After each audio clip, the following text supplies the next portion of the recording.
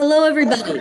My name is Dr. Julia Osman. I'm the director of the Institute for the Humanities, and I'm absolutely thrilled to welcome you to this program this afternoon called Democracy in Peril? Note the question mark. That is the topic that I'm going to be talking about today with the three guests I have with me. I'm very happy to have Dr. Brian Shoup, who is a professor in the political science department, who studies conflict in pluralistic societies and struggling democracies. So Brian, thank you very much for being here today. I also have with me Dr. Banerjee, who's also in the political science department, and he studies, among other things, class conflict, peasant rebellions, and elite responses to them. So he's here with me today. Thank you very much, Banerjee.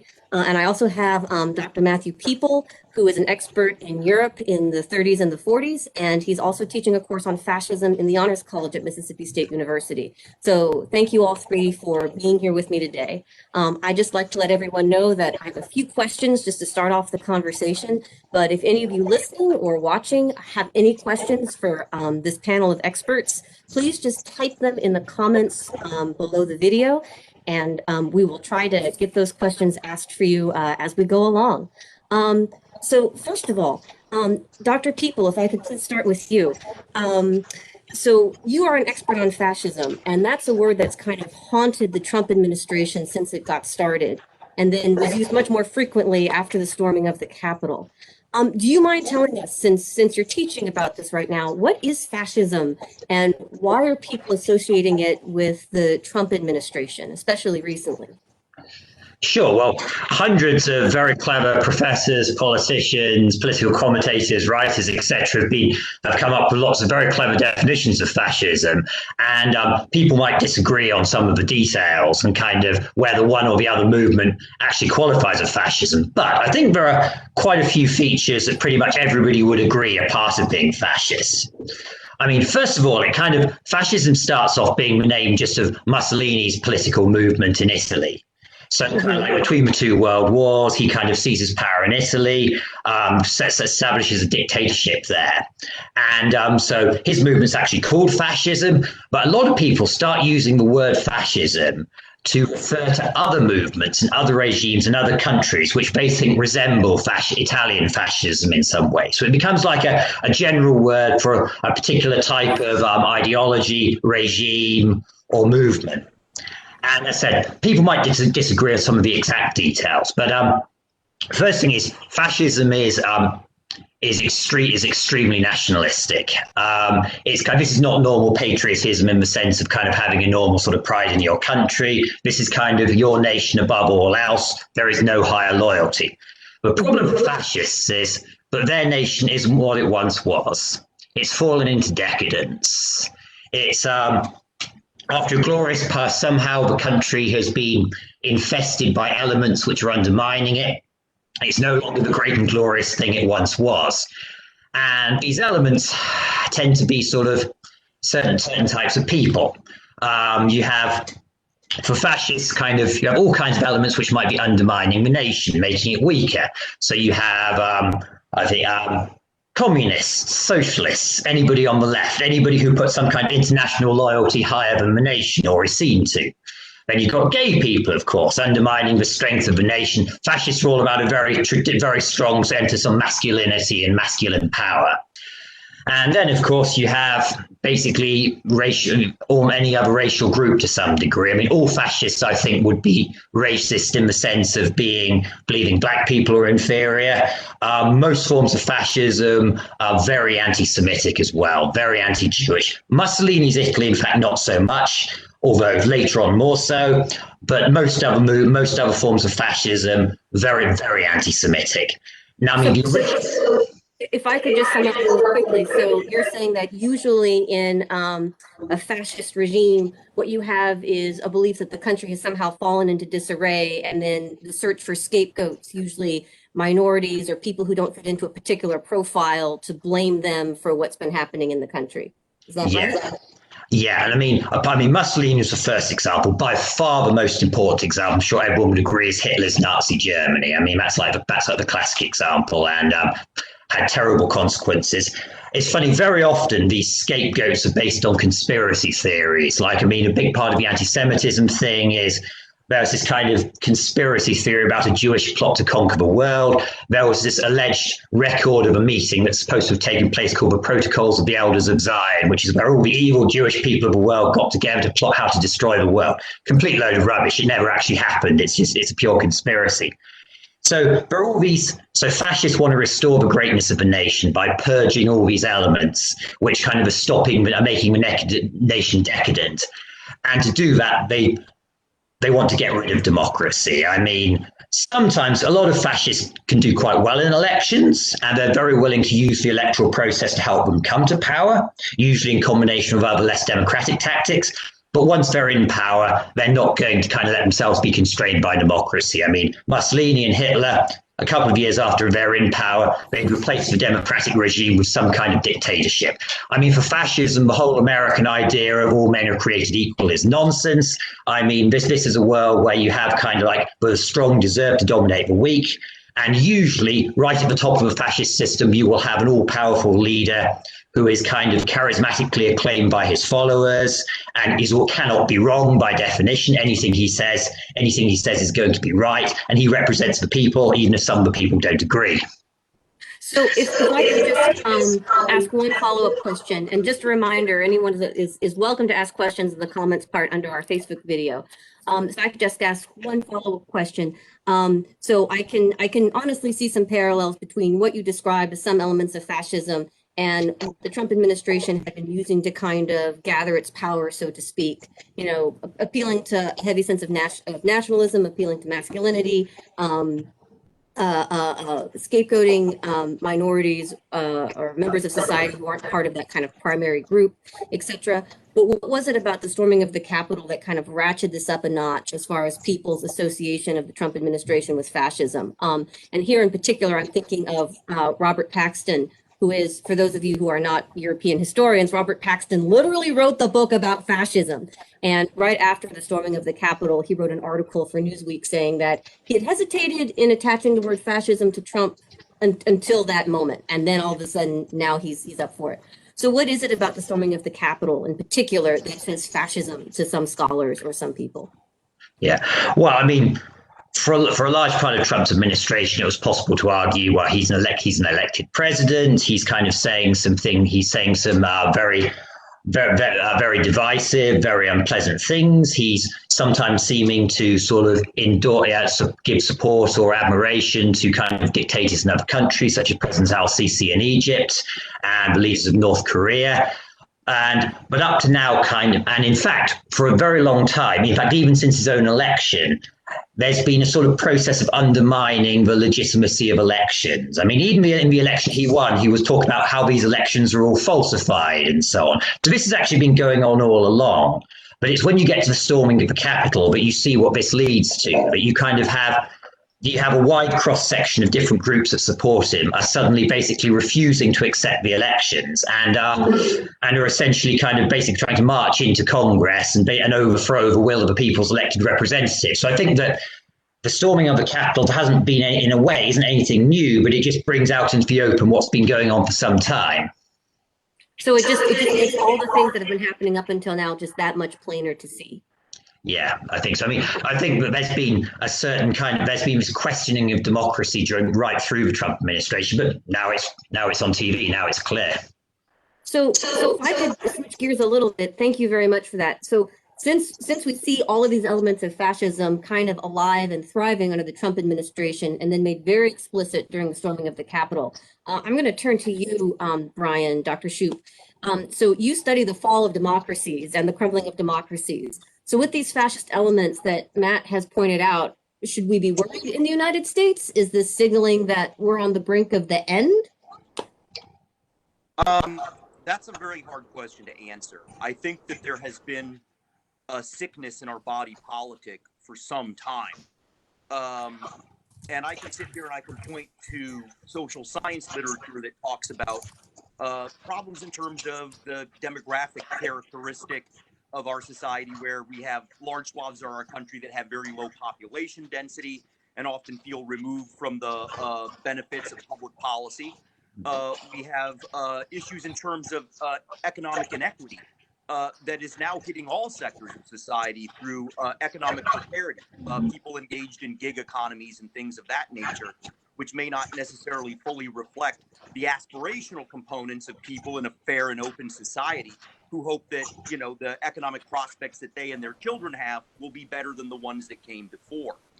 To my mind, however, the biggest dilemma that we face is one of the willful use of misinformation and, on occasion, outright lies in order to motivate a voting base. We'll often hear people say that we do not live in a democracy and that we live in a republic. Well, that's technically true, but the concept of a republic is based on the concept of res publica, the idea that we live in something that is a public matter or a public concern, that our society is constituted by us.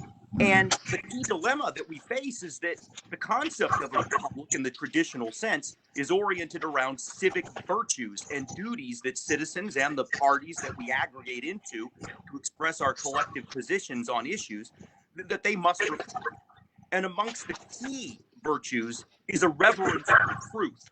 Now, it's possible, and indeed, I'm going to say this as a person who spent a good portion of my life voting for Republican politicians and candidates. It's possible for a conservative politician to respect the empirical validity of something like, say, the probabilistic certainty that evolution explains biodiversity or climate change, and to advance public policies based on conservative principles that address those issues and allow them to compete in the marketplace of ideas with ideas that are advanced by other citizens. The dilemma that we face is that people simply reject on the face that these are even issues at the outset. What we've seen over the course of the past several months with alarming level is the lie that the election was somehow stolen or that it was not appropriately done. And that's simply false. And we know it's false because in over 50 court cases, the federal judiciary and the state judiciary rejected these claims advanced by attorneys for the president. And some people will say, well, they only rejected them because they didn't have standing. That's not true. There were specific cases where judges actually asked the president's lawyers for their evidence. In one infamous case, the judge actually asked Rudy Giuliani, sir, are you asserting that there was a case of fraud? And he said, no, I am not asserting fraud, largely because he knew that in that context, he was subject to the sorts of penalties and punitive sort of sanctions that would accompany lying to a court. Nevertheless, immediately upon the end of that time in front of the judge, he goes out and he begins to simply say once again that we see a fraudulent and stolen election. Now, I want to be clear. A lot of the people who were motivated by this, they believed the president's claims on this matter. When we talk to the people, or when we see the people who stormed the Capitol, who are now going in front of judges, they're almost all saying, well, I believe that the president told me to do this and that I was motivated by this claim, this false claim. We owe it to ourselves to be honest and truthful. I can certainly understand that people may have policy disagreements. And that's in our society. We have over 320 million people living in this country. There's no doubt that there's going to be areas where we might have fundamental disagreements. But what we cannot disagree upon is empirical truth and reality as a basis for our discussions with one another. And that pervades a whole array of sorts of conspiratorial talk that we've seen over the past several years. It started with the idea that the president prior to President Trump was not born in the United States. On the very next day after his inauguration, we're told that it's the largest crowd ever assembled for an inauguration. These are not benchmarks that are of any significance or any meaningfulness, but they're trumpeted out. And I think partly in response to some of the things that Dr. Peaple had mentioned, it's done to create almost a cult of personality, to place this one individual as a almost godlike figure. And that's an especially dangerous thing, once again, in a society that is based upon the idea of res publica, the idea that is a public matter. Our institutions and the rule of law are the things that are supposed to be above all. And problematically, we've I think our political discourse has eroded to the point where it's very difficult for us to make such claims. So, Brian, if I can just sum up what you've been saying. So, you're saying kind of the biggest problem right now is that there is, I'm not even quite sure how to say this, disagreement over what's real and what's not real. And I mean, conspiracy theories are rife. And, Matthew Peaple was just telling us that, conspiracy theories, that's one of those hallmarks of fascism we need to be aware of. So, where do we go from here, I guess? Because I have to admit, sometimes I'm not even quite sure when I'm looking at the news if this is legit information or not. And even, gosh, it was a couple of months ago, it was in May, I was talking to Dr. David Hoffman, who's a environmental anthropologist at Mississippi State, and I was asking him questions about, COVID, the environment, and he spent some time kind of dispelling myths that had circulated in perfectly legitimate newspapers about dolphins swimming in Venice now because the pollution has gone away or whatever. So, I mean, when we're so battered with so many different news sources saying so many different things, how are we supposed to parse out what's real? So I think that's something that a lot of people, perfectly happy to be a good citizen type folks, are struggling with is, whose newspaper is right. And Banerjee, if you have something to say about this too, please jump in. Thank you. Carry on, Brian. Well, that's a very good question, Dr. Osman. And I think the dilemma is that this is an issue that we all, as ideally of good men and women of character and integrity, we have to be people who reflect upon this.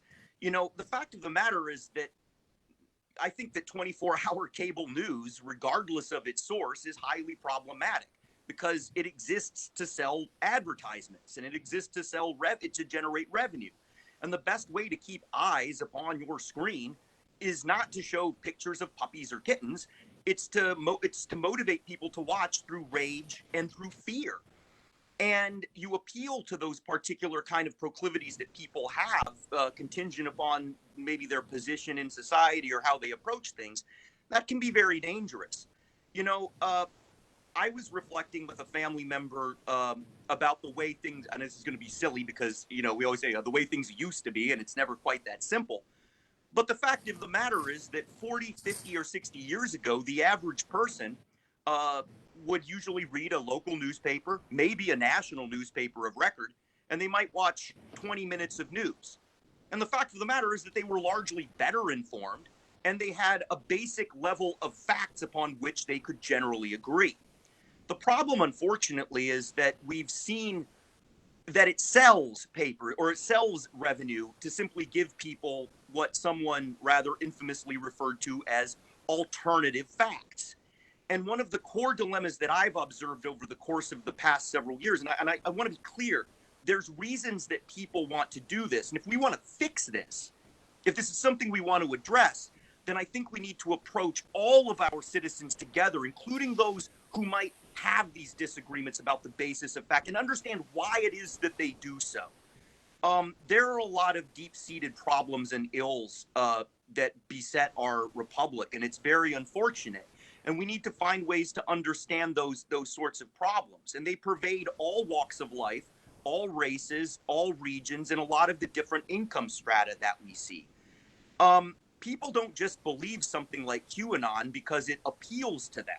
They believe it because it's a mechanism to try to explain a system that they feel has radically undervalued or somehow harmed them. Nevertheless, however, it's still predicated upon a lie. And it's important to be able to address both the negative component, the lie, the terrible thing, as well as to perhaps have empathy for those in our society who feel that there are deep-seated problems related to things like income inequality and a whole array of other things. Dr. Peaple mentioned something about the nature of fascism, and as an expert on this, I'd be very curious to hear his response. But the fact of the matter is that fascism was a response to the perceived failures of capitalism every bit as much as international communism was. It was the perceived sense that a large number of people had been left behind by there was this glorious past where everything was better, and that some kind of punctuation harmed the nature of the civic body. And when people feel those things, sometimes it's very easy to take the low-hanging fruit of disinformation as a potential explanation. I don't know that that's a satisfying answer. And I think that we might want to interrogate this with people in our communities, and also maybe even people who study psychology, as I think that that may also have some merit. Sure thing. Well, thank you very much. So, I mean, I'm kind of getting, the fact that more news isn't making us more informed, on one hand, and also you mentioned that a lot of times this is people's response to deep-seated dissatisfaction they have with something in their own lives or something systemic that is holding them back. And so if I could just turn my attention right now to Dr. Banerjee. And by the way, I've seen a few questions pop up on our Facebook comments, and I'm going to start with those in just a second. But just Dr. Banerjee, you study economic inequality, among many other things, and your understanding of political unrest. So I was just wondering, I mean, how much of the violence that we're seeing break out, either with the storming of the Capitol or in some of the protests and riots we've been seeing, I mean, how much is that a result of economic equality? What's the role of that in the discord we're seeing in the United States right now? Well, the way I put it, I study long structures of hundreds of years sometimes, is that the United States has been blessed by the grace of God. It has been blessed not by one, but two industrial revolutions. It was the second industrial revolution of the United States from the 1870s to the early 1900s that allowed the United States to outcompete Britain and become the second largest, not second largest, the competitor, the two largest industrial powers along with Germany. But America, even at that point of time, when it had had its first industrial revolution, which was actually the second industrial revolution in terms of the industrial revolutions, the first one was in Britain, steam and coal, America was behind Germany. Nobody expected America to be a world power. Everybody expected Germany to be a world power, because Germans had more cohesive national institutions. Even at that point of time, there was a recognition that American institutions were archaic. Americans were divided among themselves in certain ways and unable to compete as a cohesive unit. But, well, we know how that went for Germany and how their cohesion landed up.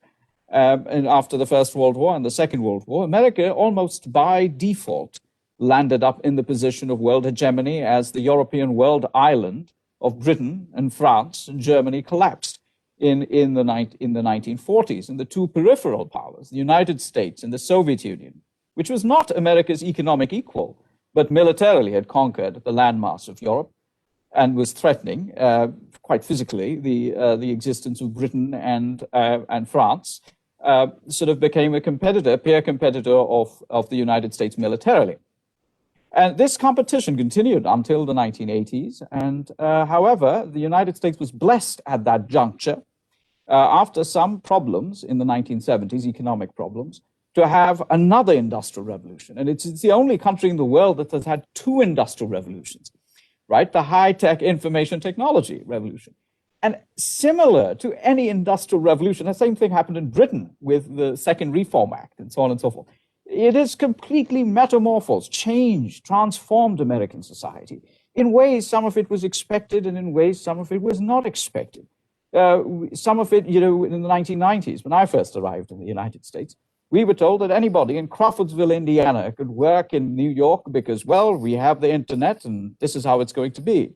That there'd be plentiful jobs in high tech. Well, none of those happened. The jobs all fled to the coasts and to urban corridors, or they were outsourced. Manufacturing jobs were outsourced. In the American industrial sector today, I mean, their central work seems to be labor arbitrage in developing countries rather than actually producing anything in the United States. The American business class, it appears, outside of high tech and a few other islands of productivity, is more intent on financialization rather than creating anything new or producing anything new. So those were not anticipated. And it would be absolutely wrong and presentist to blame people in the 1970s and 80s to have done this on purpose. So that happened. America won the Cold War because the Soviet Union could not keep up with the United States economically and had internal stressors that destroyed it. Now, After the Cold War, these problems that were evolving in America because of this industrial revolution that had taken place in the 1980s and 90s were not addressed, as is wont in most societies, because people don't know what's coming up next. So you have a massive social transformation, which on top of it includes demographic change, which is what is referred to as the browning of America. And still today, I mean, Caucasian, white Americans are 70% or about of the population, but there is a sort of sense that they may not be. I differ because I think that these racial identities sort of evolve over time. I mean, the Irish became white, and I expect large numbers of Hispanics to follow suit. But, you know, I'm in a minority, I understand. So there was a change. And when that change happened, already America had archaic institutions, a problem recognized by historians and political scientists way back in the 1890s and early 1900s. So now, under new circumstances, those old archaic institutions, which are, by the way, essentially Stuart and Cromwellian British institutions with pasted on Roman names. So, you know, the House of Lords is the Senate, and, you know, it's called the Senate now, and it's indirect. It used to be indirectly elected. Now, you know, it's I love blaming elected. Britain for things. And, you know, as a post-colonial, me too. I mean, you know, join the club. But we all sort of, you know, and I use the word technically, in the technical sense, we're all illegitimate children as political societies of Britain, whether it's the United States or my native country, India, from whence I came. So when you have these archaic British institutions that are essentially pre-reform British institutions that Britain had to change because of some of the same stressors, on top of that, you've had a second industrial revolution. And you've had the political consensus, which was developed to patch up the problems with these archaic institutions in the 1930s under the New Deal. So what was done was the institutions were kept, but certain off-the-books sort of arrangements were made, certain class coalitions were made, certain agreements were made to keep them going, aka the New Deal. Things like Social Security, things like big state, a welfare state to take care of inequality. Now, those have also fallen apart in the 1980s and 90s because of public policy. So now you have a changed society, new social conflicts, and institutions that are unable to channel them. In the midst of this, you have ethno-racial change. So Americans are blaming sort of, yes, I mean, the media definitely is to be blamed, so on and so forth, but it reflects deeper changes in structural things, the economics, inability of political institutions to handle them, so on and so forth. So in a nutshell, that's my take, and I'm sorry if I overwhelmed you. No, that's fine. So I'm just gonna, if I can just kind of reiterate a little bit what you've been saying. So essentially what you're saying is that the United States has some very old institutions with on top of two industrial revolutions. So kind of creating a newer economic system and a lot of ethno-racial change. And so we just have this massive tension with these three things combined. So are you suggesting, Banerjee, that the United States just needs to overhaul all of its systems, that we need to start from scratch and not have these systems that are based on British systems that were based on Roman systems? Do we need something new, a new structure for our government? I don't think the British systems were based on Roman systems. They were the British systems of the time, which is the king at the time of the American independence in Britain had a lot of power in terms of foreign policy and economic power, and so on and so forth, foreign policy and military policy. And the House of Lords was the most powerful legislative entity in Britain, not the House of Commons, which is in America called the Senate, because, it sounds Roman and polished and, sort of, we know Latin. So the House of Commons is the House of, in America, the House of Representatives is akin to the British House of Commons in the 19th century before the First and the Second Reform Acts, you see. So, and Britain's solution was the evolution of the system into parliamentarism. And in America, that evolution does not occur. And America and Latin America adopts this American presidential system, and there are periodic crises in Latin American countries, right from Argentina up to Mexico, where the president overreaches, and you have the rise of populists as economic inequality grows.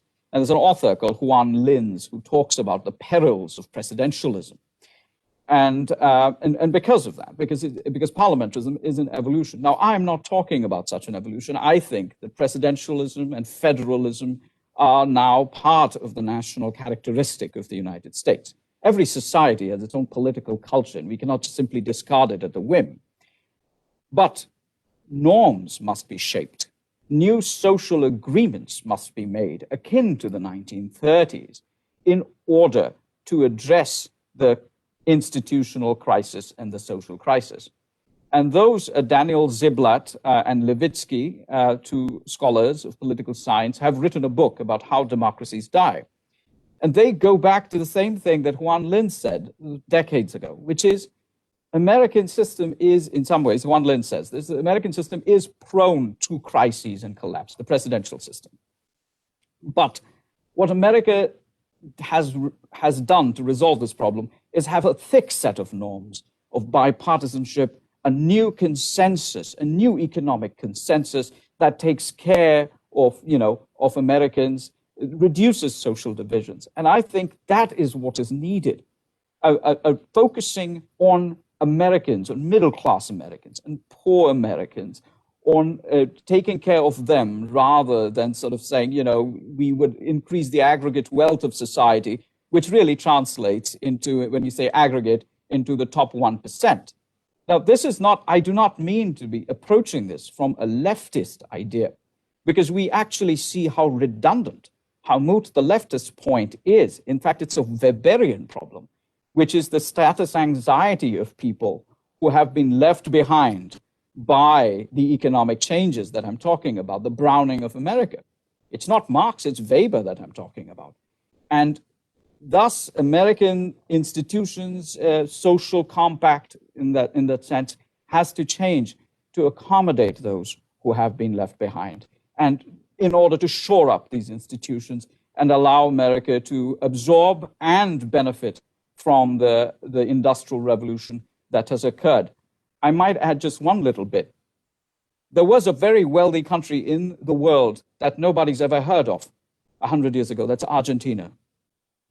Argentina was one of the wealthiest countries in the world. It was a top 10 economy. Nobody's heard about it today. That is because Argentina was unable to channel the economic changes with its presidential institutions, leading to the rise of a populist, Perón, who then managed to create certain sort of dynamics, social and political dynamics, which persist in Argentina even today, and have led to its, I would say, secular economic decline and continued social divisions. Thank you. Okay, so that was a lot. That was a lot of great stuff, but that was a lot. And I could see Brian nodding his head, so I'm just thinking, well, it's political science things. But what I hear you saying, and making sure that I get this right, is that you say that we need new social agreements. We need to not tear down what we have and build something totally new, but we need to kind of tailor what we have to the people who are in America who have been feeling left out. And you were also saying that we need to have an economic system that doesn't just increase the wealth of that top 1%, but that includes the rest of America, the other 99%, especially people who are in, who feel threatened by this ethno-racial change or who are part of this ethno-racial change, so that they are benefiting from American economics, not just saying the country of the whole is benefiting because that 1% is getting most of it, but making sure that it's that people's needs are being addressed kind of more writ large. If I may. Please. Sorry to monopolize this. No, this is what you're saying is interesting. I want to make sure I get it. The failure has been not just with the American right, but the American left as well. See, what it has done is it hasn't addressed the economic, the crisis that's happening at the core, at the base level. It's addressing the epiphenomenon in many ways. The sort of the idea that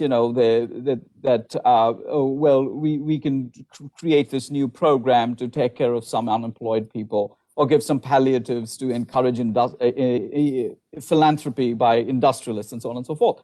No, the left in America also has to be bold enough And in which case, the left in America also has to propose deeper economic changes, which disassociates, in some ways, established political elites in the left from the Wall Street interests, from the economic interests. The left has accepted this right-wing consensus. More than that, what the left has done is also instituted a way in which certain people in America would get some benefits based on past discrimination.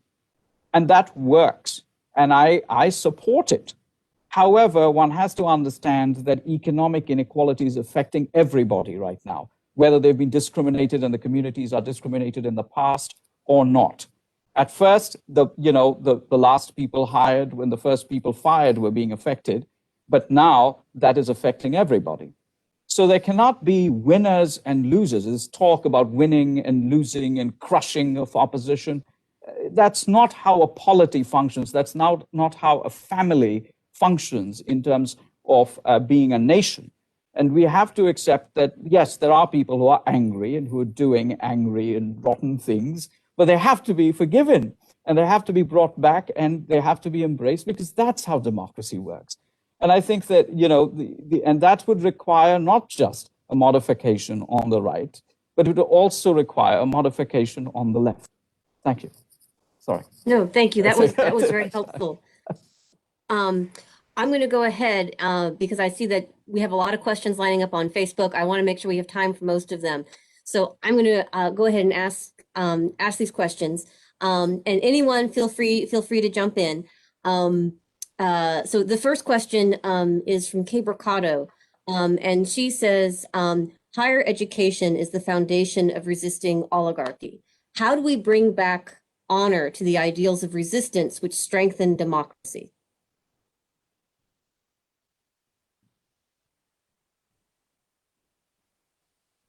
Matt, I think you want to say something, but you have to unmute yourself. There you go.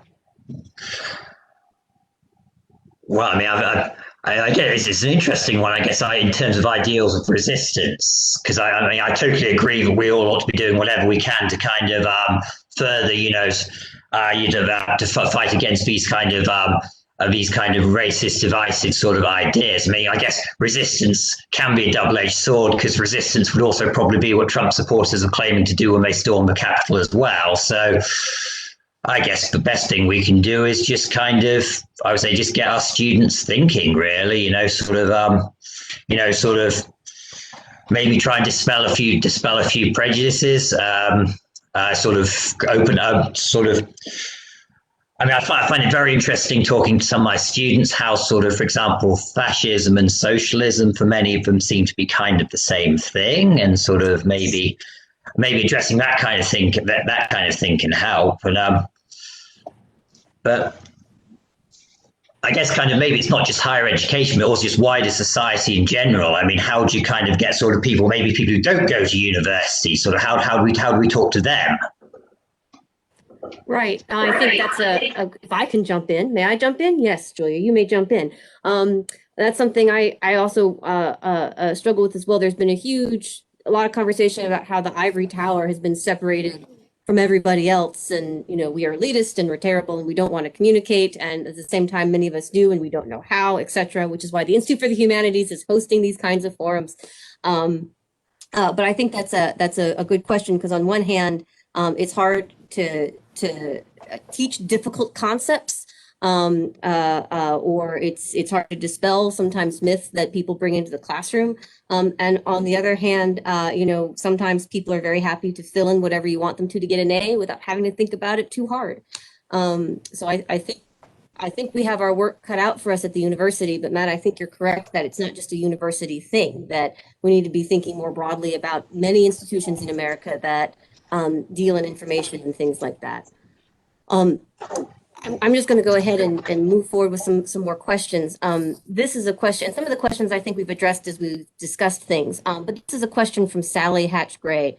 And she asks, what role does the belief that government is the problem, beginning with Reagan, but also really trumpeted by Clinton, play in our inability to handle crises? Are Americans simply ungovernable, still, as de Tocqueville described them, always thinking that laws don't actually apply to them? So anybody want to jump in with that? I'll take a stab at that. There has been kind of a tendency to believe that government is a burdensome, terrible thing that is incapable of addressing fundamental day-to-day realities that are the lived experiences of people. That's not true. Public policy scholars and people who are working in the area of public administration will typically examine a public policy problem by trying to ask what's the nature of the good that we're trying to produce. And turns out that there are certain things that really the free market is just going to produce better than anything else. iPhones, computers, all of these kinds of things. But it's also the case that there are certain types of goods that are not going to be produced by private enterprise or by pure self-governance at the local level. And those kinds of things require government action. Government, by one definition, exists largely to address the externalities produced by the failures of our private interactions. That's one potential definition. And kind of consistent with that is the idea that we actually have to have formal institutions that can exercise the power of bureaucracy in order to try to address them. Is it going to be perfect? No. The simple fact is that there are always trade-offs with any kind of system that humans devise to try to address collectively shared problems. The dilemma, however, is that many people will take those imperfections, the incapacity of a solution to be perfect, as evidence of its complete and absolute failure. And that is simply a bad position to take. I have been to places around the world where the government is not present and where the tax response rate is under 10%. And you don't want to live there. I cannot overstate that enough. The fact of the matter is that we can have problems with the way in which our government might exercise particular types of powers to produce particular goods. But the thing that we strive for is improvement. And it's probably maybe not fruitful to strive for quote unquote perfection. And, we cannot let the perfect be the enemy of the good. And it's possible for us to have government partnerships with private firms. It's possible for us to allow certain types of goods to be produced by local self-government, by citizens who are working together to improve their communities. But the fact of the matter is that there will, at least as of now, always be a need for a bureaucracy and a government that can exercise its powers in order to produce particular types of public goods and services. Okay, so in other words, a lot of times we're looking for the perfect and we get very upset when all we get is good. And we have to kind of deal with the fact that it's never going to be perfect for me, this individual right here. That actually brings up another question that somebody asked about polarization in our society right now. It's a word that miraculously we haven't used yet in this conversation. But is that what you're talking about, Brian? Kind of the perfect being the enemy of the good, having these incredible expectations for what our government is supposed to deliver. Is that feeding the polarization that we're experiencing in America right now? And what role does the media have? This is really kind of the question that Carolyn Holmes was posing. What role does the media have in this polarization and this setting of expectation as well? Because I kind of feel like often we're told to be angry about something, and sometimes it's worth getting angry about, but is it always worth being angry about? Does anyone want to speak to that? I'd be happy to throw in my 2 cents, but I feel like I might have monopolized a bit of time. Polarization, as we understand it, well, it's actually a really difficult sort of thing to assess. Political scientists have been trying to understand the phenomenon of polarization for quite a while now. And there are a couple of different approaches. There's one perspective that actually says that polarization doesn't really exist, that what we see is the sorting of ideologues, people who are conservative and liberal, into their appropriate political parties, right? This is the sorting hypothesis. And it basically says that people have found their true ideological home.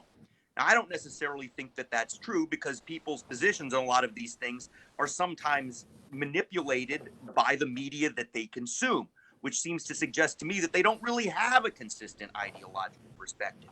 And I think that what we've seen over the past 4 years is kind of proof of that.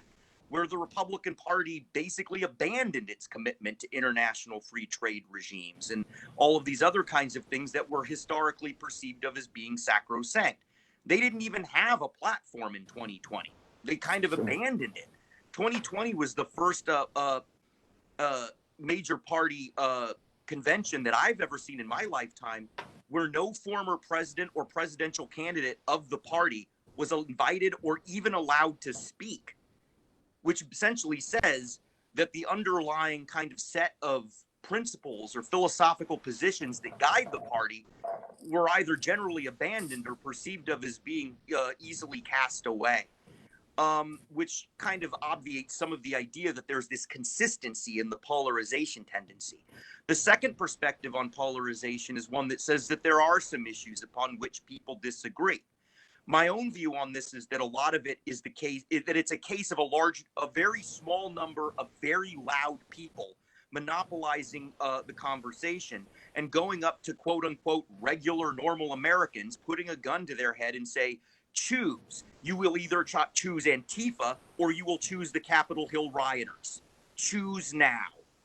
And the fact is that the average person is probably going to be very uncomfortable put into that position. But problematically, a lot of our sorts of policy positions and in terms of even the way that we perform our identity are now very much kind of attached to those sorts of things. And I think that that's something that's dangerous. And I don't know that that did credit to the question that Dr. Holmes was asking. Oh, I think it certainly spoke to it. And I think you brought up two very good points, that are the polarization that we're having to deal with right now.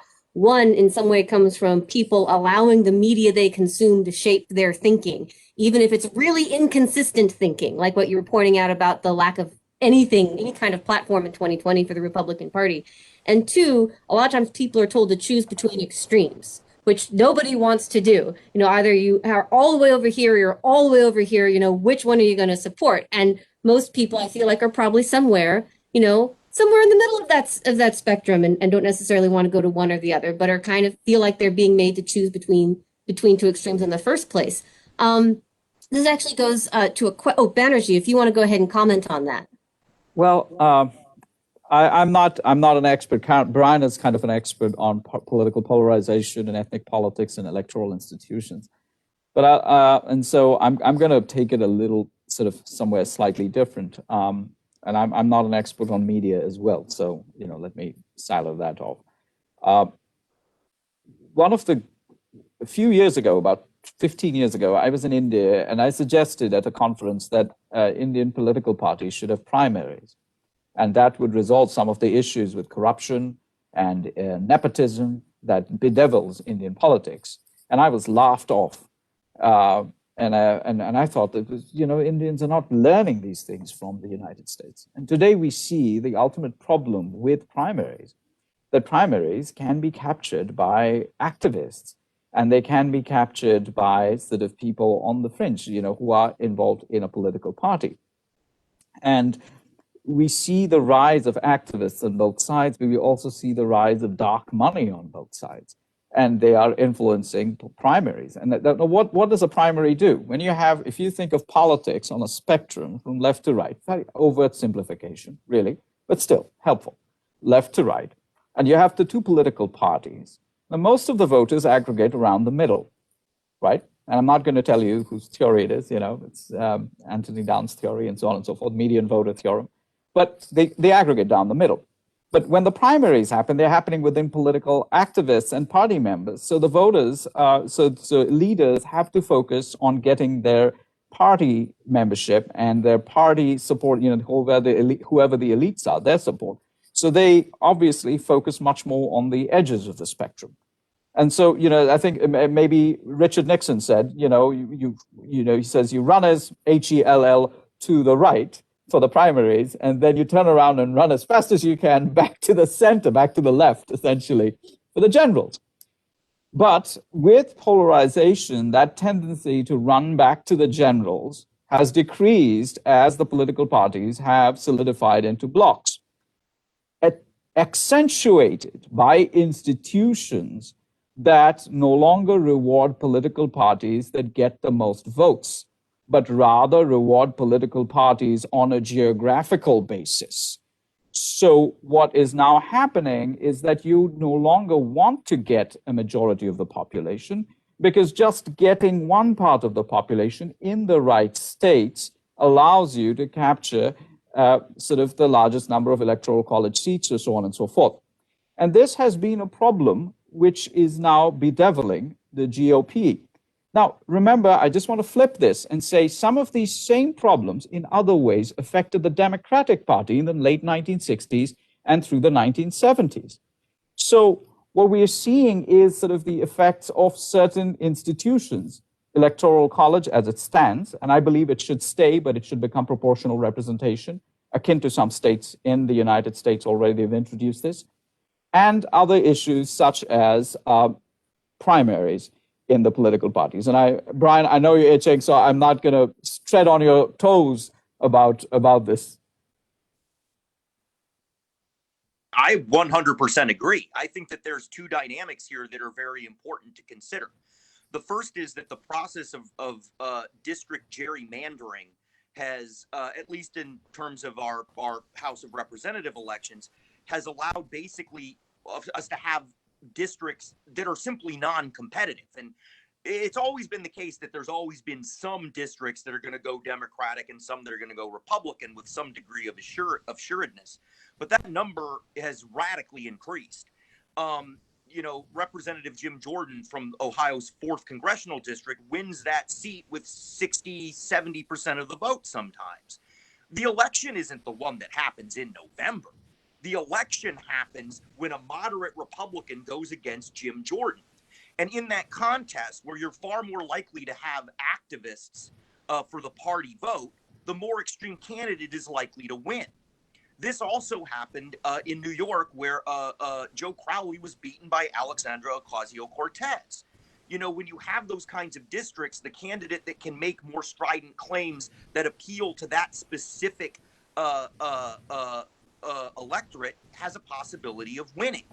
And what that tends to do is it can produce political figures who are elected in many districts who are maybe a little bit more progressive or a little bit more conservative than what the general electorate might actually reflect or represent. And that is a negative kind of consequence of these kinds of institutional rules that Dr. Banerjee is bringing up. I would say that it's also accompanied by a kind of attendant problem that we've seen happen in the past 10 years with the rise in potency of social media.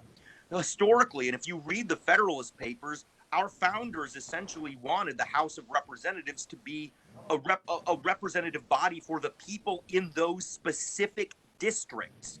That's really not the case anymore. A person who is a progressive in, for example, Matt Gaetz's district isn't going to get the time of day. And it's very much likely the case that a conservative person in Congresswoman Jayapal's district in Washington state may also feel that their interests are not going to be heard by their elected representatives. What ultimately, in my view, happens is we've seen the nationalization of congressional figures, where Jim Jordan is the representative for that person who lives in Washington state. And Congresswoman Ocasio-Cortez is the representative for, say, maybe the progressive person who lives in Corinth, Mississippi. And that is simply not how our Constitution was structured. And ultimately what that does is it establishes a kind of celebrityhood for political figures who are now speaking to a national constituency and less to a very specific one that they represent. And the fact is that these tend to be younger politicians who are far more social media savvy.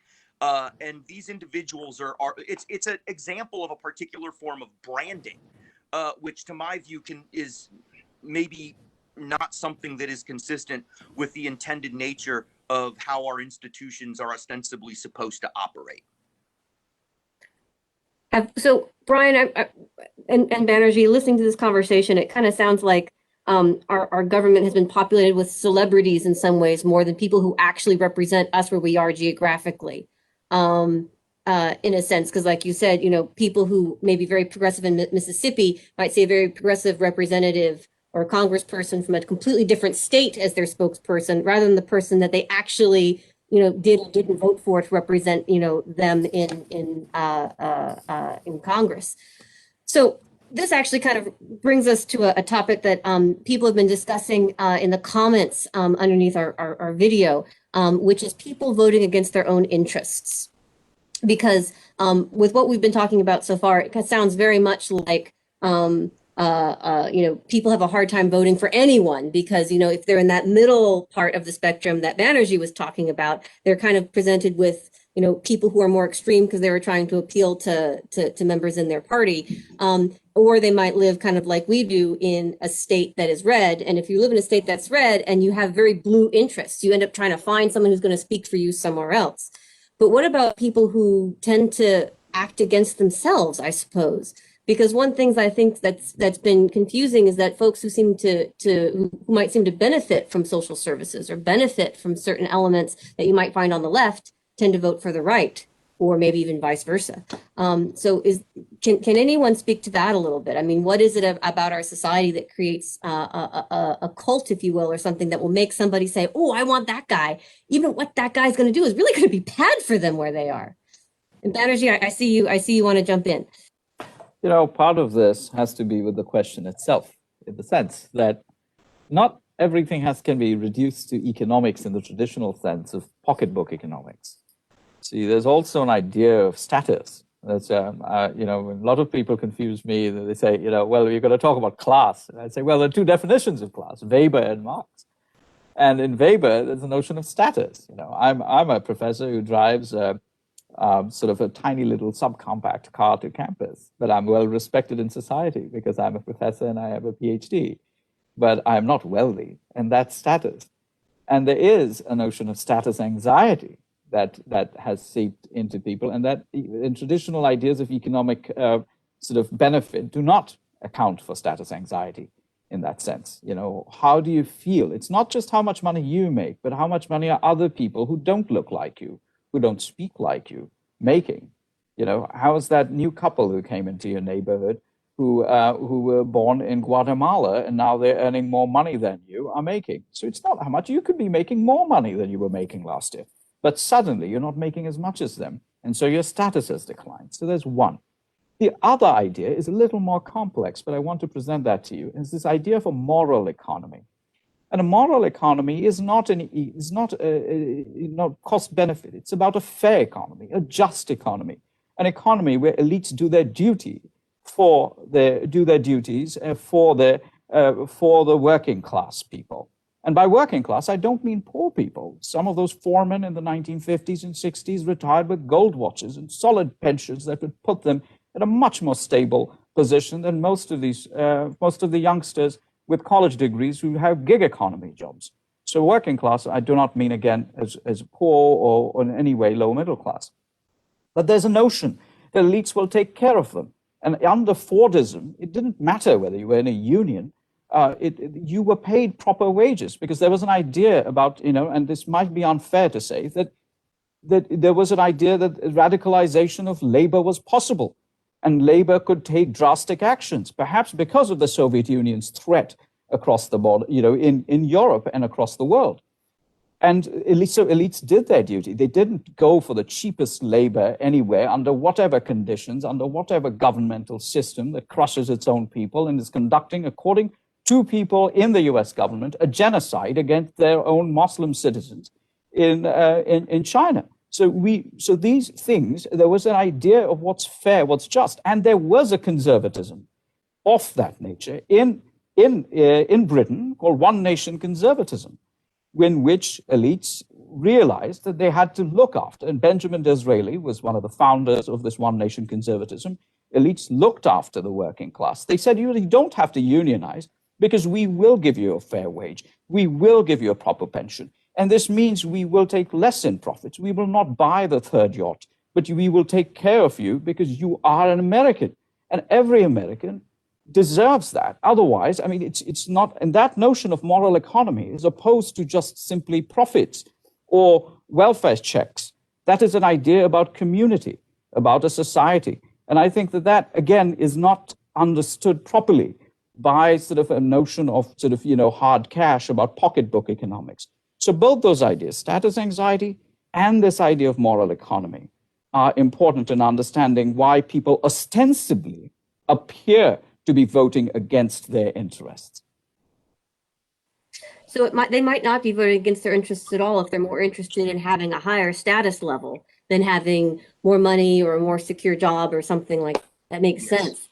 We have time. Go ahead. Sorry. I just want to add. I just want to add something else. It's not just about status. The moral economy aspect is not about status. It is about justice. It is about fairness. They're not just looking for themselves. They're saying we want a social order where we are treated with dignity, justice, and fairness, and our communities are treated with dignity, justice, and fairness, and not sort of, devastated by job loss and opioid epidemics and so on and so forth. And we must be able to treat them with that, because that's what would make a national community, a cohesive national community. Thank you. Okay. We have time for just one more question. And I think, Matt, I think it's going to be for you. The question is, what effect will the probable second acquittal in the Senate on the second impeachment of Trump have on the future danger of fascism for this country? Does the insurrection resemble the Nazi putsch, if I'm saying that right, of 1923? Matt, do you know what that question is about? This is one of these questions that historians dread, I think, because we look into the crystal ball, we make all kinds of predictions like, oh, the Berlin Wall isn't going to fall down for 20 years, and then it does. So I'm probably going to regret whatever I say at this point. But I think, although I was very worried and concerned at the sort of attack, the assault on the Capitol, I don't think it's in quite the same league, mainly because I think there's a big difference. In the case of Hitler's putsch, and in fact his subsequent accession to power as well, I mean, there's no way that Hitler and his kind of fascist Nazi movement would have been able to come to power purely by their own efforts. I mean, there was a great deal of collusion by a kind of conservative establishment. I mean, basically, before the war, you'd had this Germany, which was a monarchy. It was kind of a German empire, which was dominated by a particular military establishment, and they lost the war. Backstabbers, all the socialists and the Jews, and they lost the war. The monarchy was overthrown, and you had a republic. But in fact, these old elites in the military and in the state generally kind of clung on to a lot of power. And eventually they managed to get Hindenburg elected as president, who was one of their own. And I think a lot of those people from very early on were basically out to destroy the Weimar Republic. And kind of in the Hitler putsch in 1923, it was in a local area of Bavaria. He had a great deal of collusion from the local conservative government that was in charge of that state of Germany. And later on, kind of in the 1930s, there was a great deal of collusion with his conservative president. Kind of, he was never voted into power. I mean, the Nazis never kind of got up to 40% in any free election. It was because they basically had this collusion from conservatives who were also trying to overthrow the system. And I think, sure, there's been some coalition between conservative forces in this country and Trump, and I think that's very regrettable. I think a lot of Republicans went too far in supporting Trump's claims of electoral fraud and stuff like that. But I don't think that sort of you have in this country, for example, a military establishment which is essentially trying to overthrow the democratic order. You don't have kind of a Republican leadership which is essentially trying to use Trump to produce a dictatorship. So I think that makes a big difference. So for what it's worth, this is my crystal ball. I kind of sort of hope that after President Biden's been in power for a while, it becomes clear that he is not actually a socialist who is trying to create some kind of Cuban state on American soil. I'm hoping that things may gradually sort of begin to calm down a bit. So I think you don't have that crucial willingness of the conservative elites to really work with anyone to overthrow democracy, particularly in the military. And I think that's a big difference. So I'm maybe not so concerned. So we take encouragement then from looking at recent events, comparing them to the farther away past, and thinking, oh, we're not there yet. We're not there yet. So thank you very much for weighing in on that. That was the last question that I saw on our Facebook feed, and we're at 4:34, so we are definitely at time. I would like to thank you all very much for joining me for this hour and answering my questions, answering the questions of the people who are watching and listening, and responding to some of the comments. If any of those of you who are watching and listening, if you see that your question didn't get asked, just flag us or feel free to stick that question in there. And I'm sure that Dr. Shoup or Dr. Banerjee or Dr. Peaple would be delighted to go through that feed and answer them after the program is over. But again, thank you very much. I really appreciate this. And, Dr. Peaple, we'll see what if your crystal ball was right or not. We'll be keeping our eyes open. Thank you.